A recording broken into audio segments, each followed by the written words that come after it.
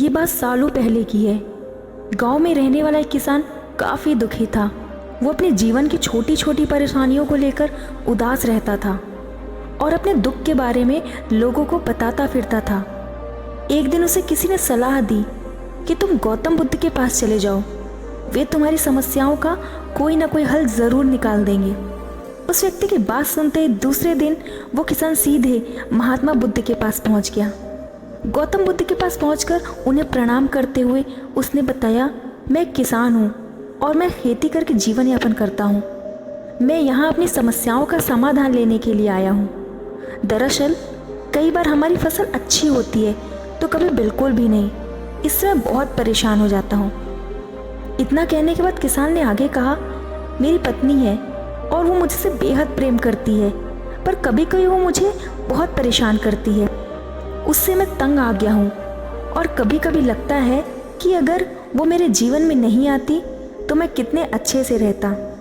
इस तरह वो अपनी सारी परेशानियाँ महात्मा बुद्ध को सुनाता रहा और वो उसकी बातें सुनते रहे। जब तक किसान बात कर रहा था तब तक गौतम बुद्ध एक शब्द भी नहीं बोले। वो बस ध्यान से किसान की ही बातें सुन रहे थे। परेशानी बताते हुए किसान बोलता है कि मेरा एक बच्चा भी है। वो है तो काफ़ी अच्छा, पर कई बार मुझे परेशान करता है और मेरा कहना नहीं मानता। उसके ऐसे व्यवहार से मुझे लगता है कि वो मेरा बच्चा नहीं है। ऐसा कहते हुए किसान अपनी सारी परेशानियों को बताता गया। इस तरह किसान ने अपने जीवन का सब कुछ जो उसे सताता था और दुखी करता था वो गौतम बुद्ध को बता दिया।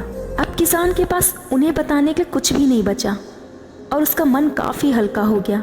महात्मा बुद्ध से सब कुछ कहने के बाद वो उनसे अपनी परेशानियों के समाधान की उम्मीद लगाए बैठा था। काफ़ी देर तक गौतम बुद्ध के जवाब का इंतज़ार करने के बाद बेसब्र होकर किसान ने ऊंची आवाज़ में महात्मा बुद्ध से पूछा, क्या आप मेरी समस्याओं को लेकर कुछ नहीं कहेंगे? तब गौतम बुद्ध बोले, मैं तुम्हारी किसी तरीके से भी मदद नहीं कर सकता। किसान ने महात्मा बुद्ध से ऐसे जवाब की उम्मीद नहीं की थी। वो उनका जवाब सुनकर हैरान हो गया। उसे अपने कानों पर भरोसा नहीं हो रहा था। उसने भगवान बुद्ध से पूछा कि आप क्या बोल रहे हैं? क्या आप मेरी समस्याओं का समाधान नहीं कर सकते?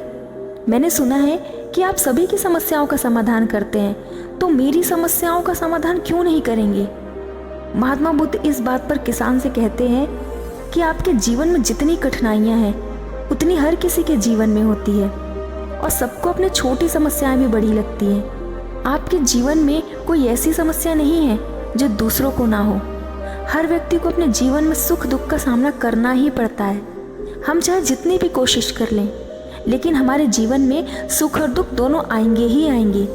कई बार हमारे अपने हमें बेगाने लगने लगते हैं तो कई बार बेगाने हमें अपने लगने लगते हैं। सभी का जीवन ऐसी समस्याओं से घिरा हुआ है जिसका कोई समाधान नहीं है।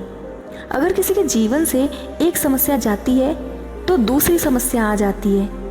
ऐसे में तुम एक समस्या का आज समाधान कर लोगे तो तुम्हें कल दूसरी समस्या का सामना करना पड़ेगा। यही जीवन का एक अटल सत्य है। बुद्ध की बातें सुनकर किसान को गुस्सा आ जाता है और वो उन्हें बोलता है कि लोग आपको महात्मा कहते हैं। मैंने लोगों से ये भी सुना है कि आप सबकी परेशानी दूर करते हैं, पर मेरी समस्या का निवारण करने के बजाय आप मुझे फिजूल की बातें बता रहे हैं। मैं आपके पास बहुत उम्मीद लेकर आया था, पर अब मुझे लग रहा है आपके पास मेरा आना व्यर्थ हुआ।